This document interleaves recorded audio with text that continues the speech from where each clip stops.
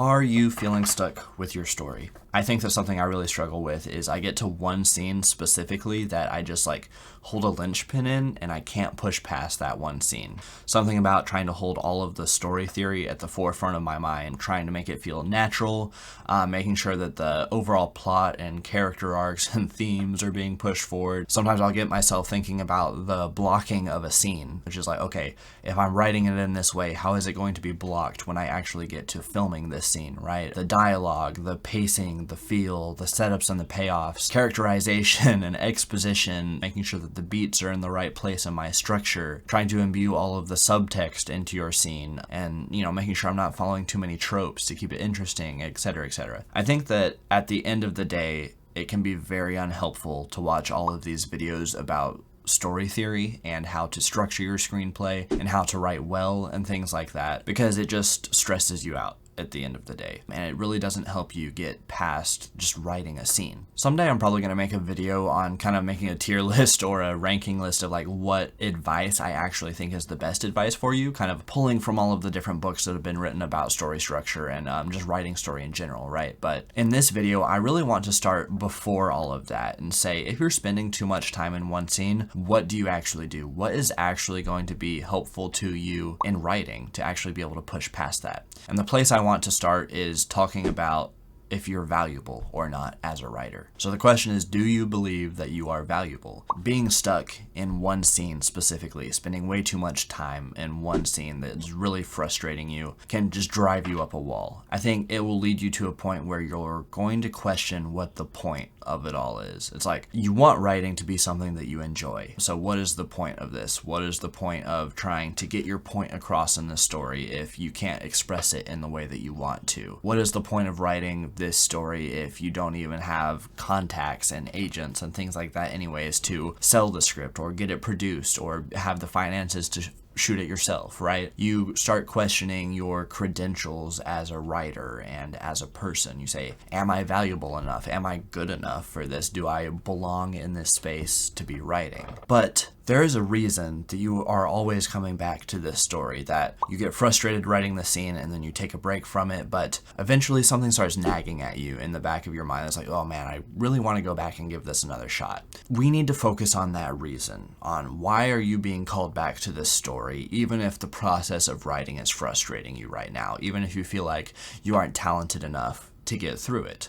If you're getting stuck in your story, it is because of the left side of your brain. What I mean by that is the left side of your brain is order. It's representative of order. It's representative of logic, of story theory, of these are all of the rules. These are the principles. This is what makes sense, blah, blah, blah, blah, blah. And as you are trying to write a scene for your first time, you are actively judging it. You are being an executioner before you are ever allowing yourself to actually write that scene. The reason that you keep wanting to come back to your story, though, is because of the right side of your mind. That is the chaos side of your mind. That is the childlike wonder side of your brain. That is where pure creativity flows. That is where you are instinctual. That is where you are not judged. The struggle that we run into when we can't finish writing a scene is we are having a collision between the left and the right sides of your brain, and they can't seem to reconcile. Getting something on the page that is creatively investing to you, creatively important to you, versus trying to reform it already to make it into something perfect.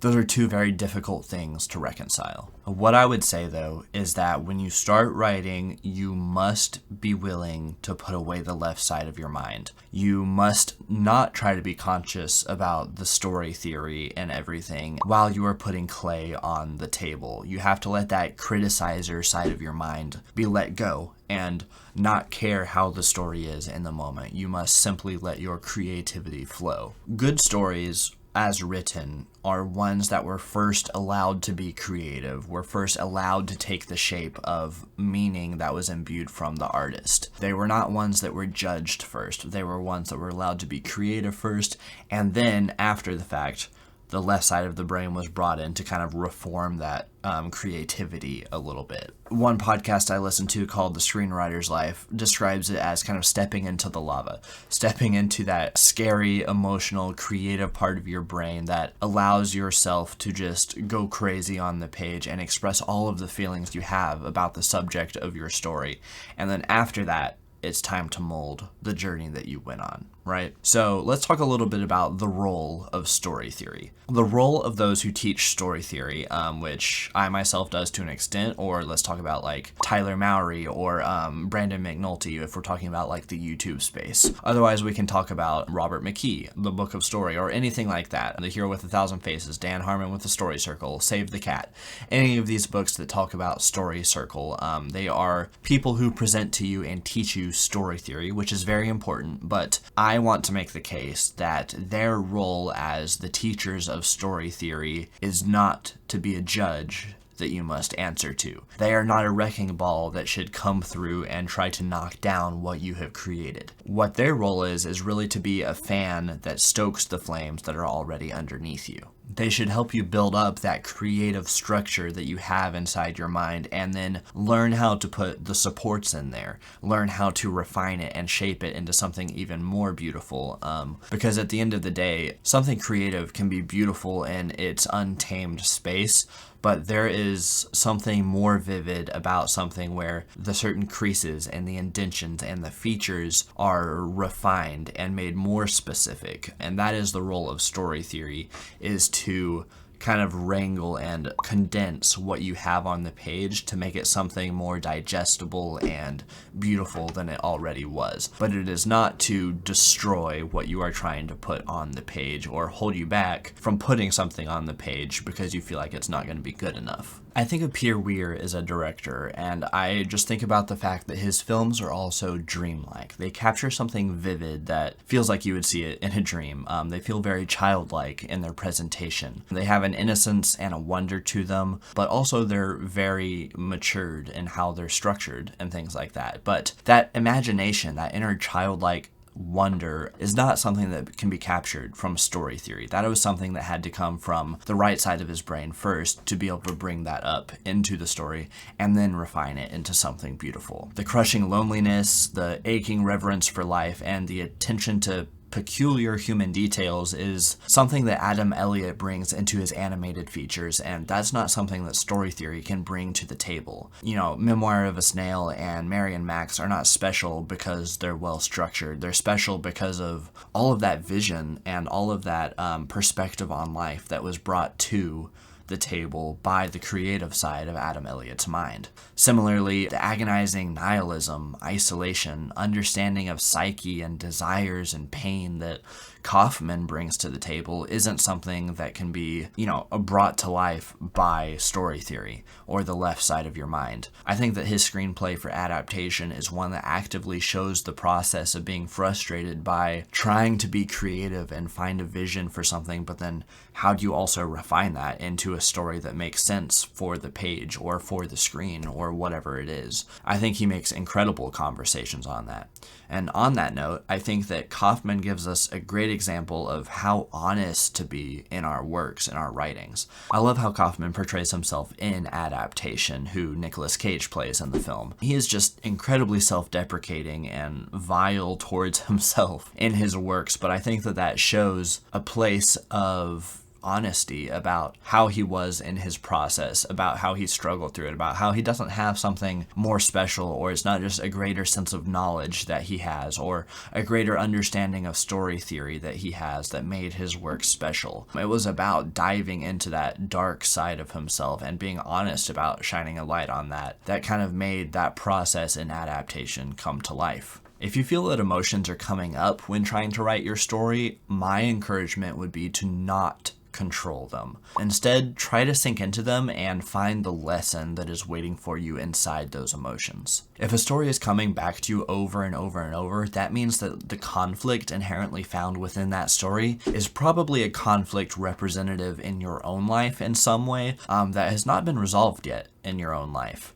And that's why that I think in the writing process, it's good to choose a story oftentimes that is about something that you're currently wrestling through, because that gives a lot of space for you to be very vulnerable in the moment and not have to just be retrospective about your feelings on something. Not that there's a wrong way to do it though. But I think that writing is inherently scary, or for the best writers at least, it should be inherently scary. And it's a very, you have to be very vulnerable in the process. It's about facing your unconscious self and working on yourself. And what I mean by that is writing is like therapy, but you don't have to have a therapist to surface the unconscious parts of yourself for you. Writing is a canvas for you to freely explore yourself on, to paint all of the parts, all of the good parts, all of the beautiful parts, all of the ugly and nasty and honest parts of yourself. Paint those onto the page and write the best and the worst versions of yourself without judging them, so that you can find an emotional catharsis in the process and in the resolution. Depending on your definition, when you're continually brought up a feeling about needing to write a story, that is either the universe or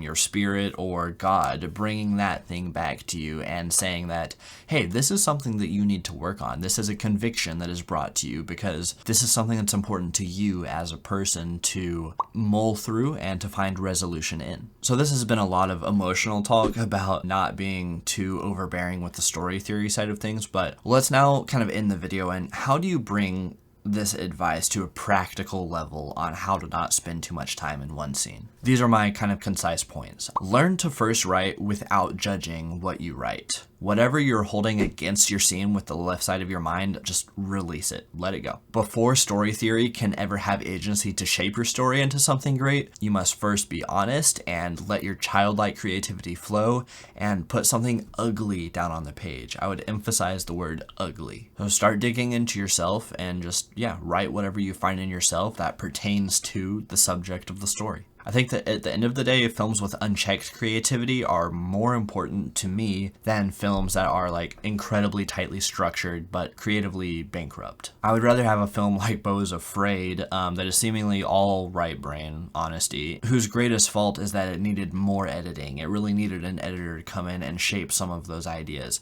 to make sure that the B plots aren't 45 minutes of the film, right? But I think that that is still more valuable than films that feel like they were just printed out of a factory.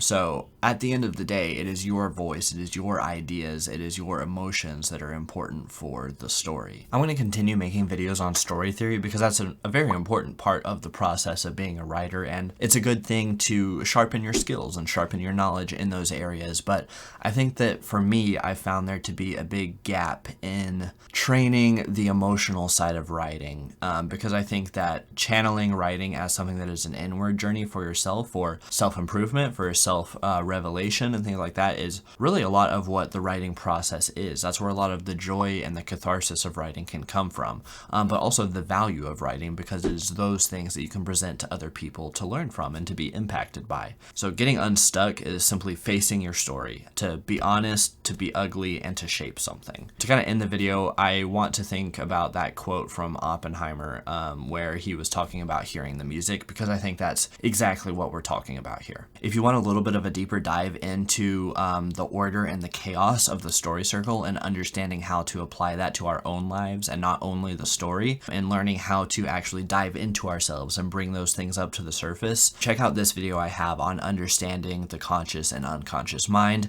as seen through the lens of Dan Harmon's story circle. Thanks for watching this video, guys, and I'll see you next time.